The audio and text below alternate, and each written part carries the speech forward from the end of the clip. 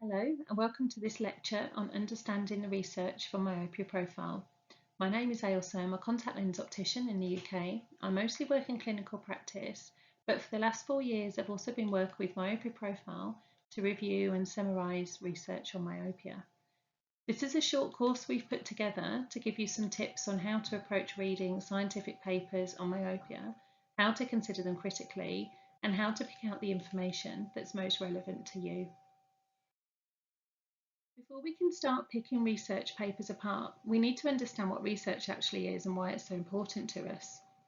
Evidence-based research is a systematic and transparent approach to analysing new or existing evidence, and as such it's always changing and developing. It uses repeatable scientific methods to answer questions and provide us with up-to-date information. Evidence-based practice is about us taking the most up-to-date and best quality research we have and applying it to our clinical decision making.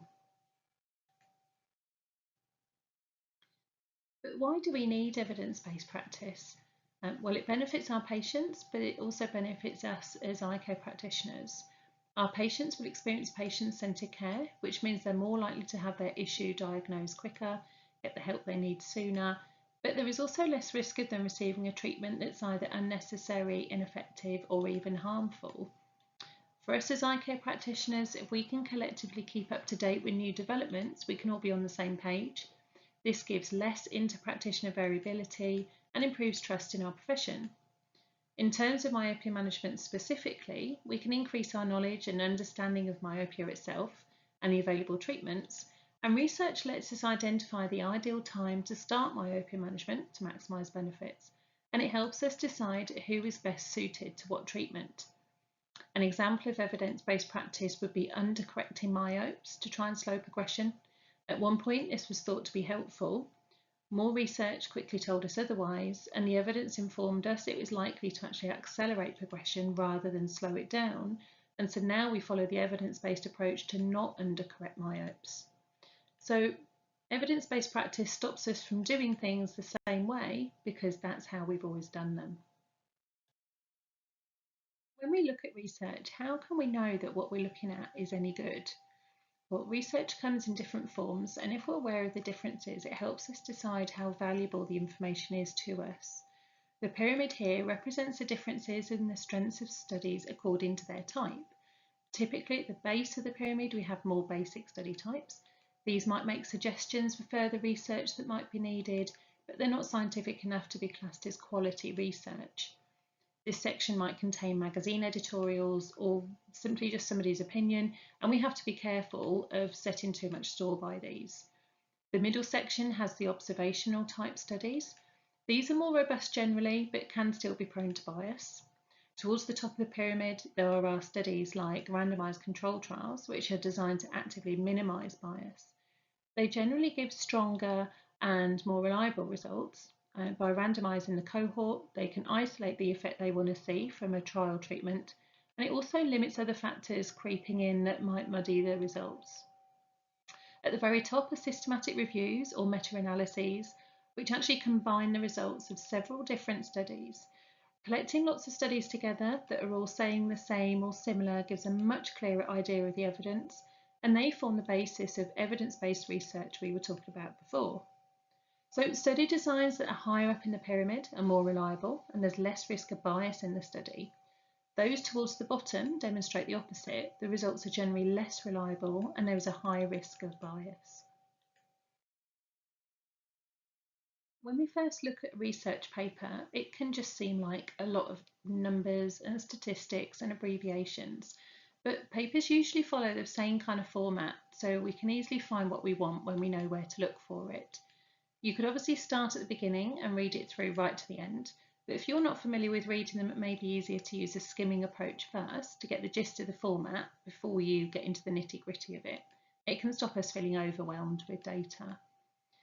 The abstract is a good place to start. It gives us a summary of the main points of each section, and then we can skip straight to the conclusion at the end to get a feel of why those results may be clinically relevant to our practice.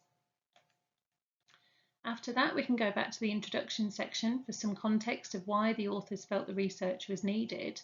Maybe there was a gap in our knowledge, or they were trying to dive deeper into something we already know. This section is also where the authors will normally state what they were hoping to achieve or to find out. Next, we can have a look at the methods section. This will give you information on the kind of study design that was used, what kinds of patients took part, what was being tested in the study, and how. After that, the results section is next.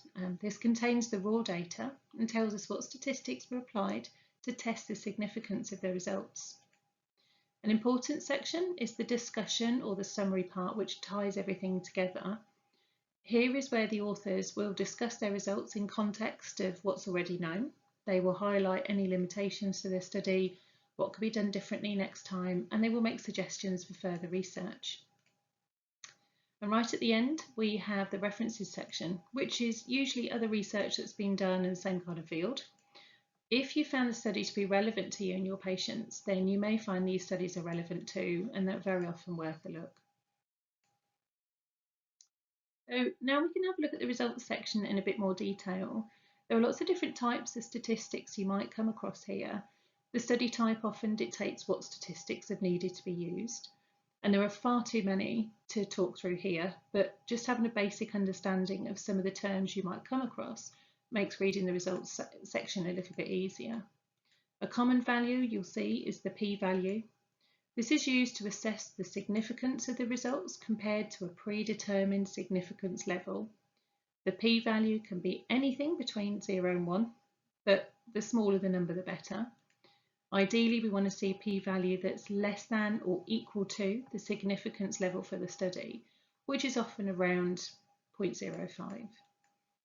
In this example, for the MySight 1-day 3-year randomised controlled trial, the table shows the measured progression in both spherical equivalent refractive error in the top half and axial length change in the bottom half once a year over the 3 years of the study.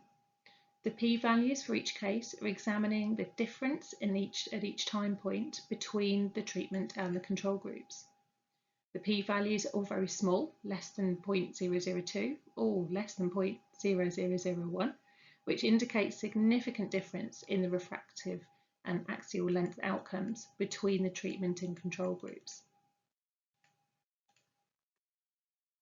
In the same paper, we can have a look at the p-values for the subject demographics. We can see that they're all greater than a p-value of 0.05, indicating there's actually no significant difference between the groups, being the MySight treatment group and the control group, who were wearing single vision contact lenses. Another example of p-values is from the Romeo study, which was one of the first randomised control trials that investigated orthokeratology for myopia control. This chart and the table show the 6-monthly increase in axial length over the 2-year study, comparing the treatment group wearing ortho-K to the control group wearing single vision spectacles.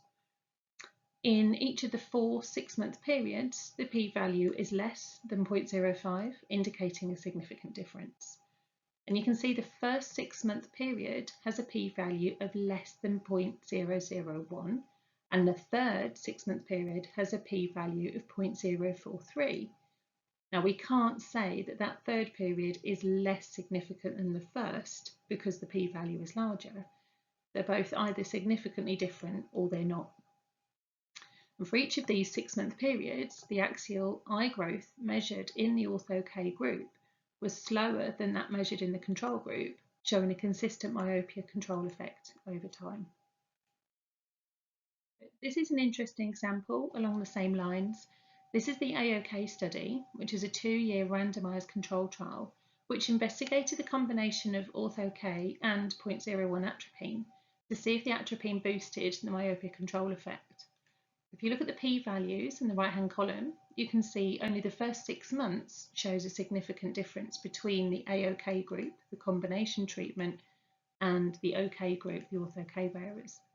The second 6 months has a p-value of 0.309, showing no significant difference. The third and fourth 6-month periods have p-values of 0.044 and 0.09, respectively.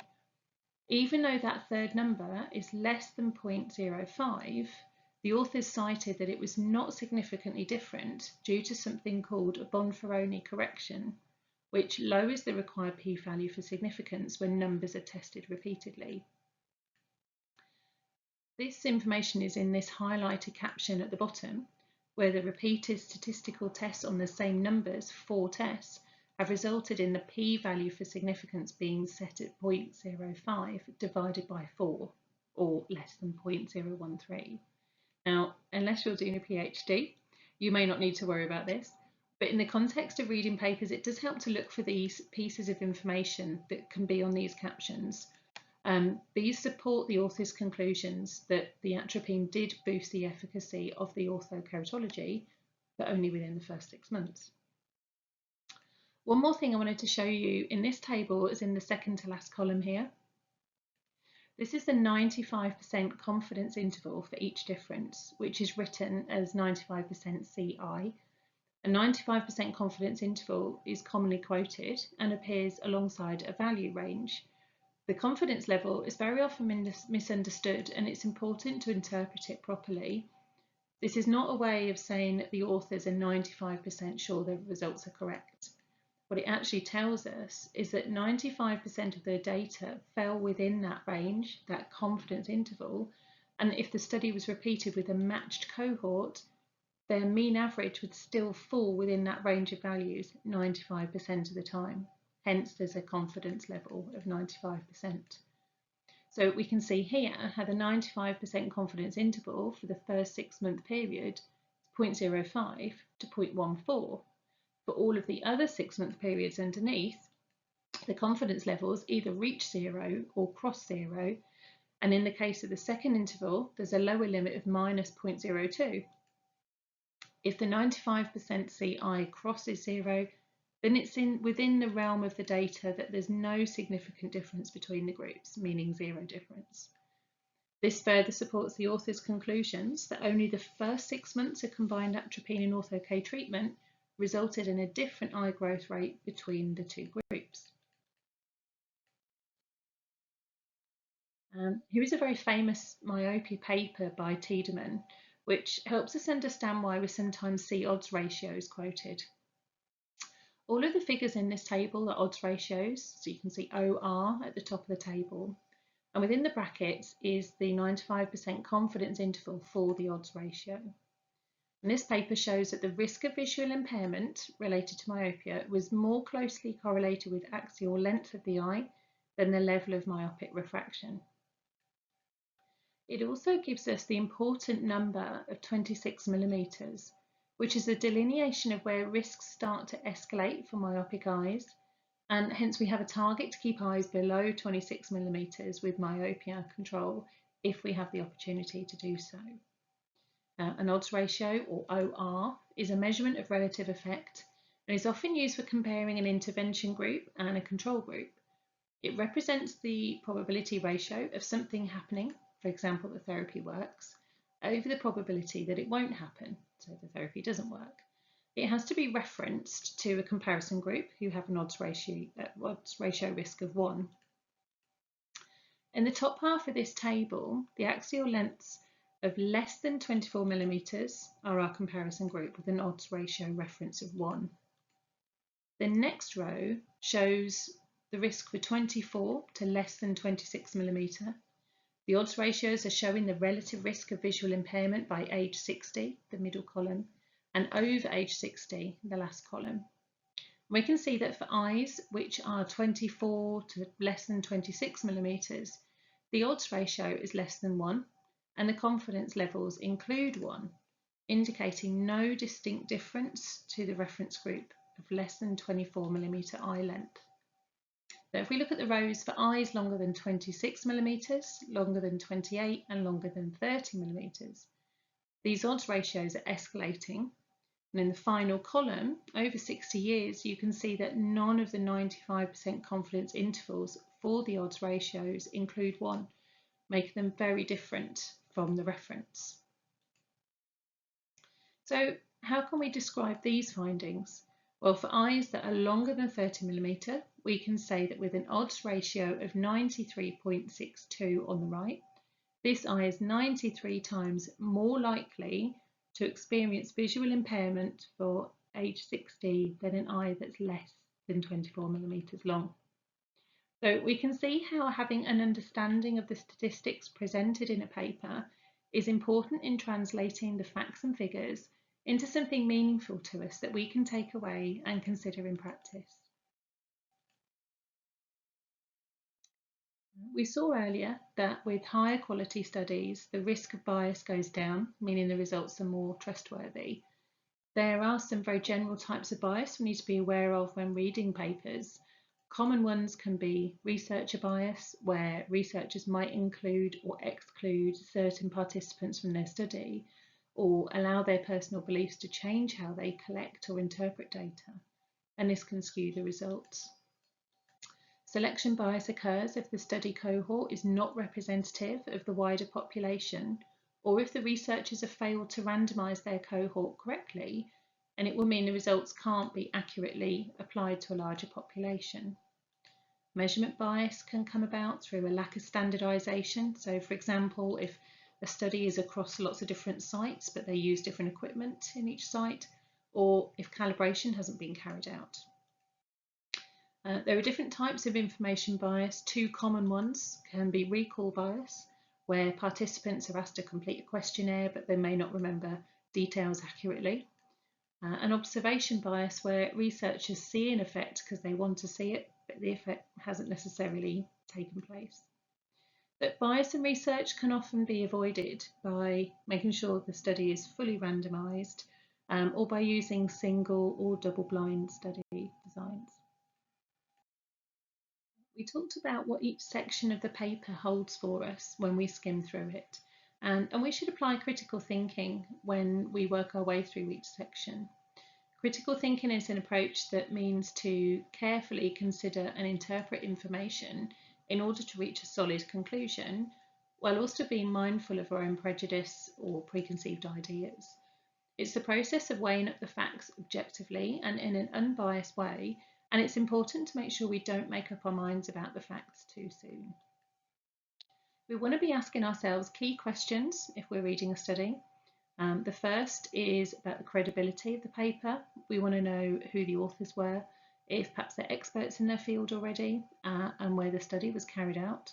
We want to think about the kind of journal that's publishing the study and if the article's been peer reviewed.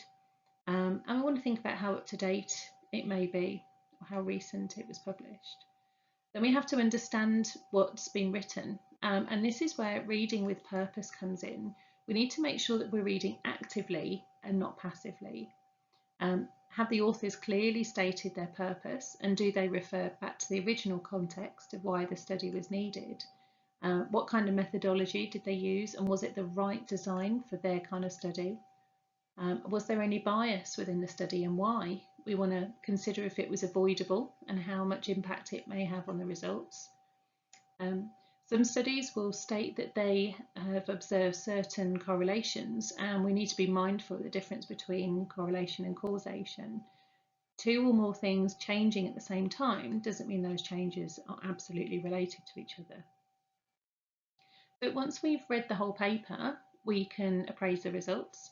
And we need to decide if they're robust enough to support the study conclusions, or have the researchers made a little bit more of their results than perhaps they should have done. And we need to consider how the results fit in with what we already know, and we need to think about how relevant and useful the results are to us as well as to the bigger picture. So thinking back to the importance of why we need evidence-based practice that's founded on high quality research, we can see that being able to navigate a research paper is an important part of this process for both our professional and personal development. Regardless of your confidence level in tackling research, the International Myopia Institute, the IMI, is a great resource. The Institute's made up of leading figures in the field of myopia research, and they've reviewed many key papers in all things myopia for us, and the IMI white papers have all been developed as professional guidance, all based on evidence. Myopia Profile, of course, is also an amazing resource tool for all of us eye care practitioners. We regularly provide clinical updates, reviews of key research papers, and we have lots of courses designed to develop your working knowledge of myopia management, as well as developing your clinical and practical skills. My Kids Vision is our sister site geared around presenting the best evidence-based research to parents of myopic children. There are also many resources appropriate for practitioners to use in practice to help get the myopia message across. Ideally, we would all be actively seeking out studies in areas that have piqued our interest and be studying them with a critical eye. Hopefully you feel this short course has helped you feel a bit more confident to do that. Thank you very much for watching. Please do have a look at the more in-depth courses available on the Myopia Profile website.